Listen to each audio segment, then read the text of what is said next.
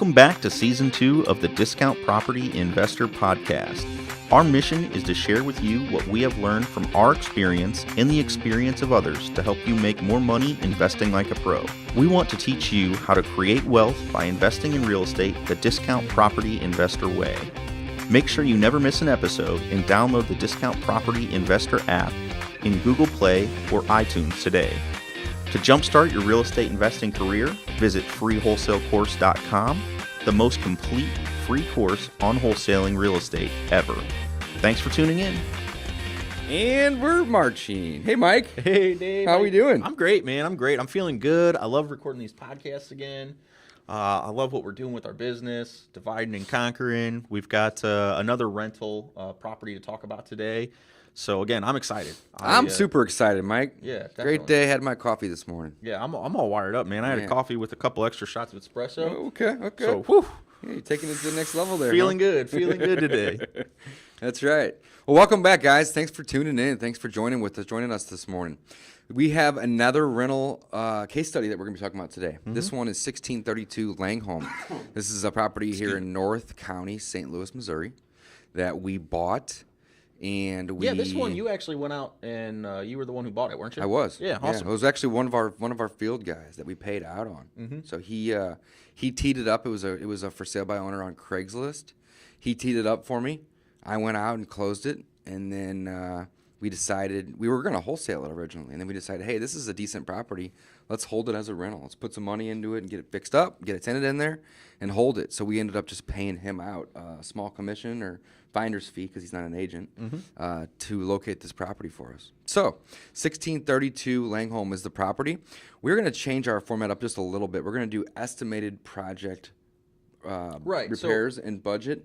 And then we're going to do our video walkthrough, and then we're going to come back at the end of the video, and we're going to do an actual. Right. Does that sound right? Yeah, absolutely. So the idea is this is what we actually do.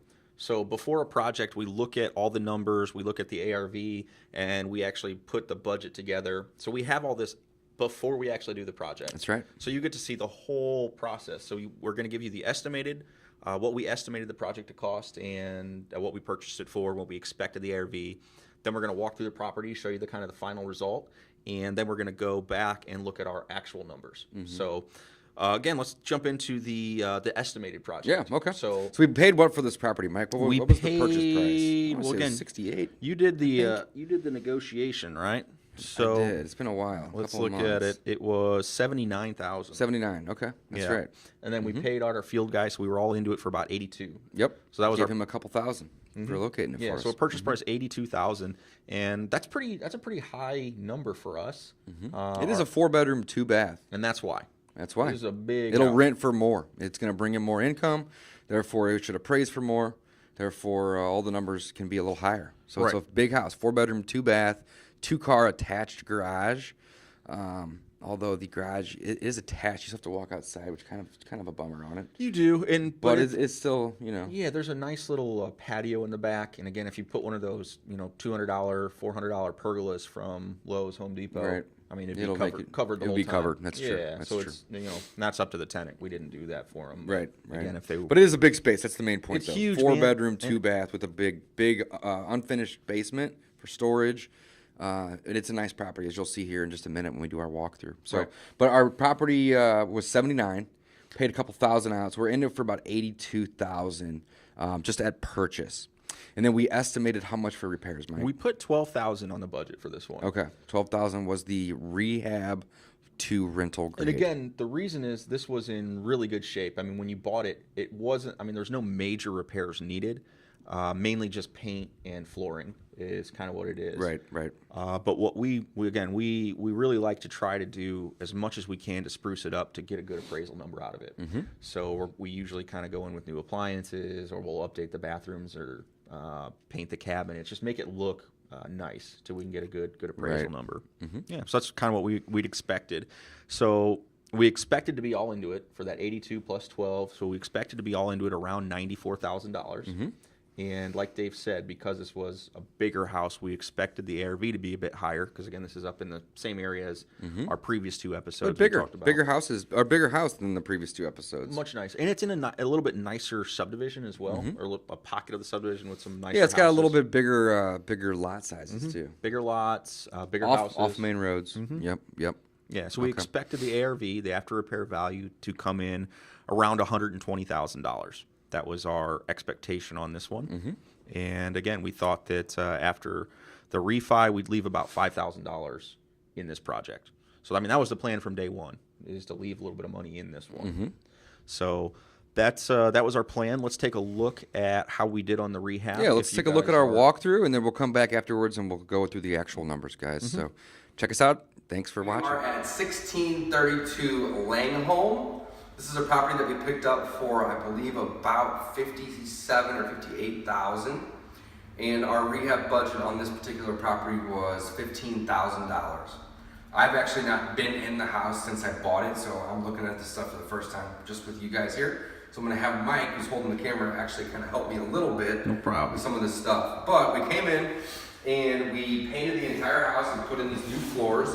Mike, what kind of flooring is this again? So this is a vinyl, it's a rubber-backed vinyl flooring. So it's not a peel and stick. No, it's not a peel and stick, so it clicks together a lot like, most people are familiar with Pergo, how the Pergo snaps together. Okay. So this has the same pattern on it, where it just kind of clicks together. So it just floats.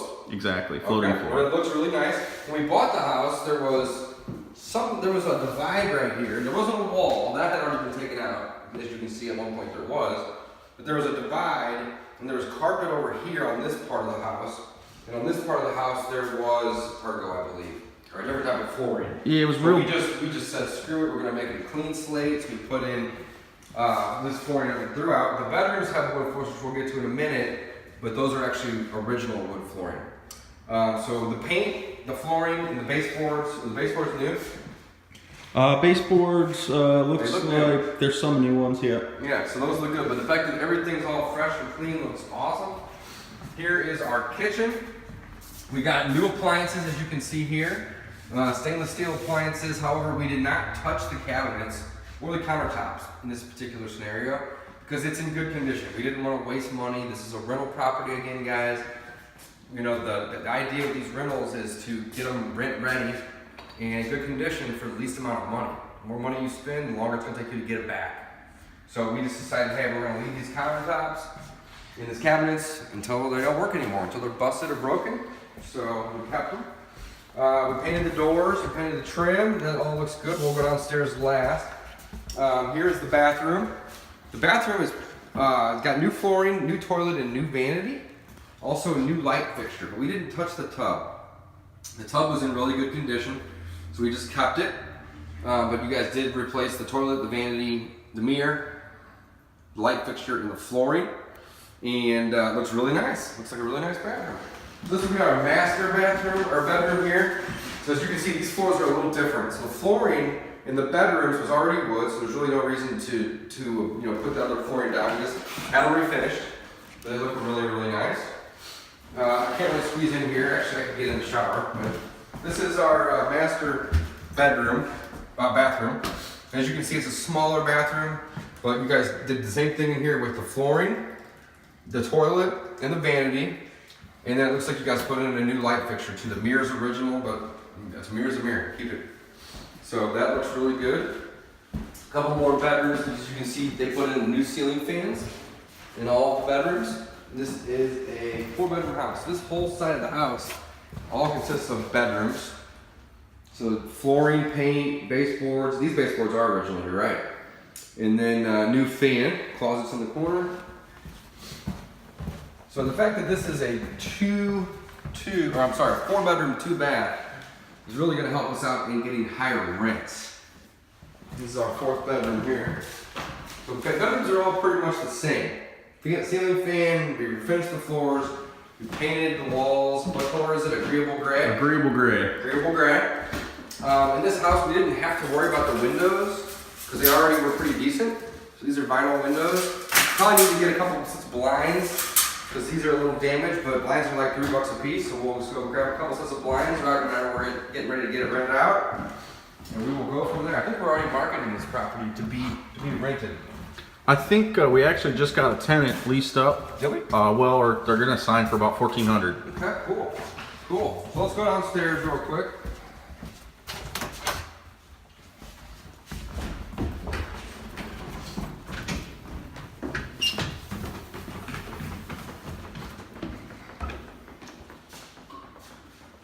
So our basement over here is awesome. It's super big.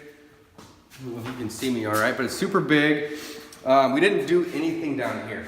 Not a single thing. Am I right on that, Mike? Correct, yeah, we just cleaned. Oh, maybe it's this project, that's what I'm asking.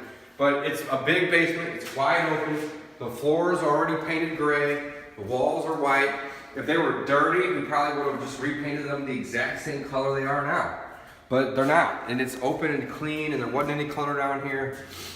In the event that there was, we'd probably haul it out. We'll probably have to haul some of this stuff out on the shelf over here before we rent it.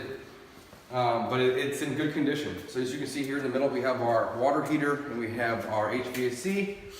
Both of them look good, not too old, dirty, or rusty, which is usually what I look for in those items is old, dirty, and rusty. And over here we have our hookups for our washer and dryer. There's our 220 outlet line if we have a dryer, our water lines, and then our electrical panel. The panel we didn't touch.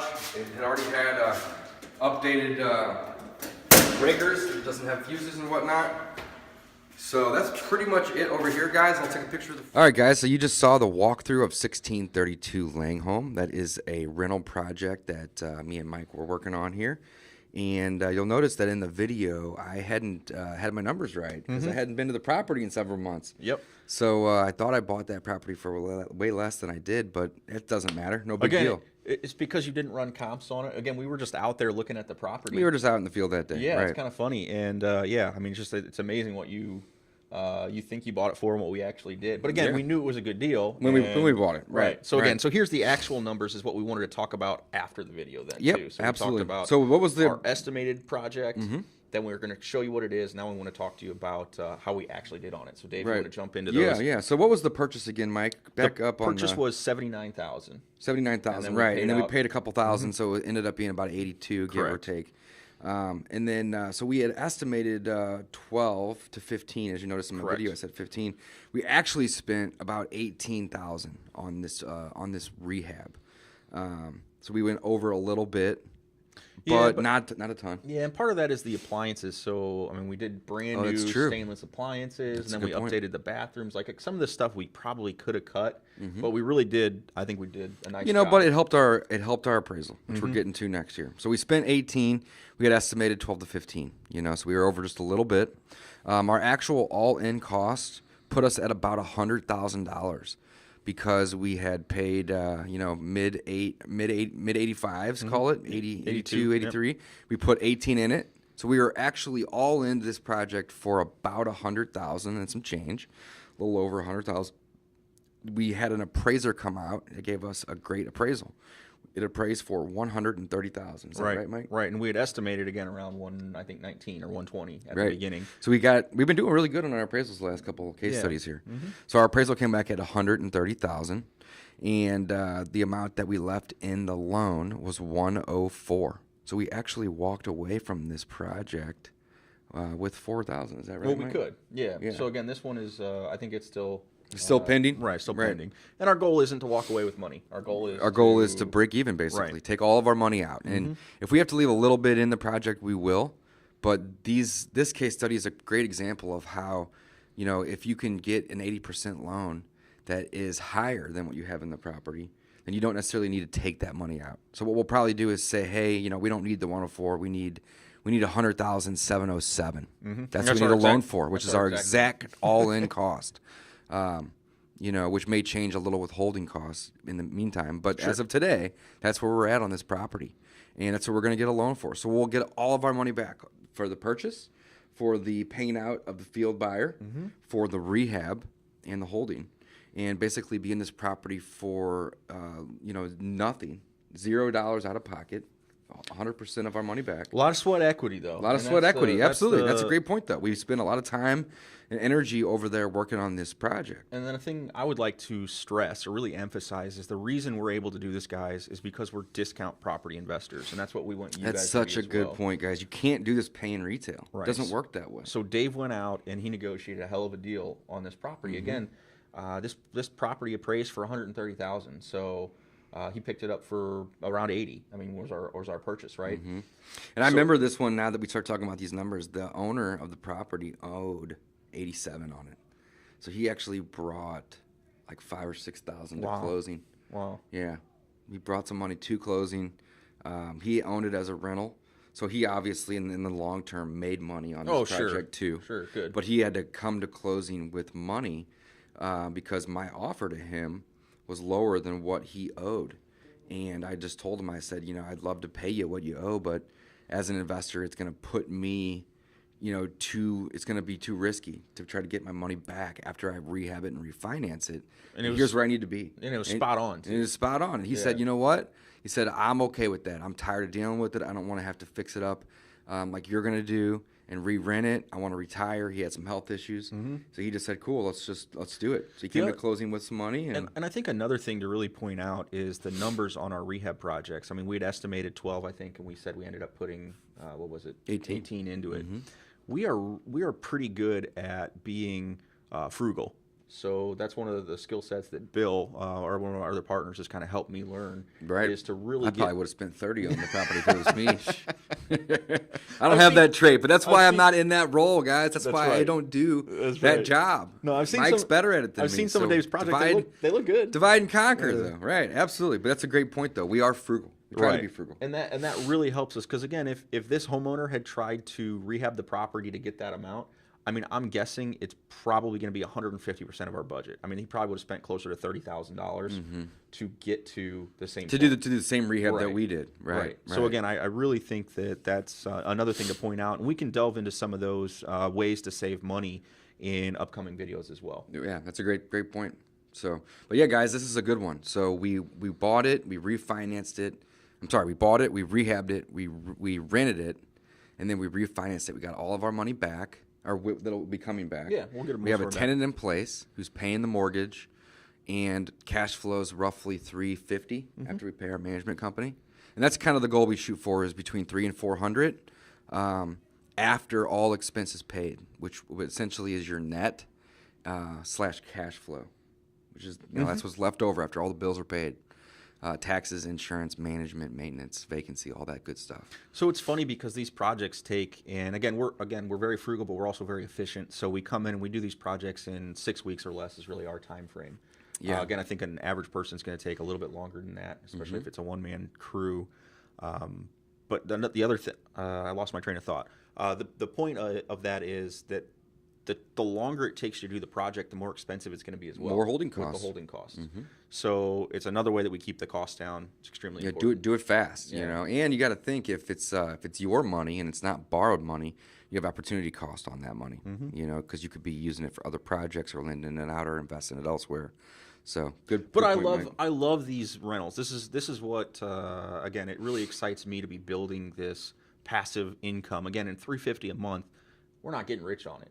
And as you guys know, we've talked about it, we got partners. $350 divided by 4, it ain't a lot of money. But again, if we do 2 or 3 a month, we start getting up to speed, it quickly adds up, and we're marching up to 100 properties. So that's kind of our goal, and we're going to keep talking about these as we go. All right, guys. Thanks for joining us today. Unless, Dave, you had anything else to add? No, that's it, guys. This is a good one. So we've done 3 rental projects at this point that we're doing case studies on. Mike and I are determined to continue to put out these awesome case studies for you guys. Rentals, we're going to have some rehabs coming up soon, even some wholesale case studies, all of the above. Well, and in the courses, I think we'll add some before and after walkthroughs, too. So you'll see some of those, and you really will have to sit down and watch those to see exactly what we're doing. So, cool, guys. Thanks for watching. We'll see you on the next episode.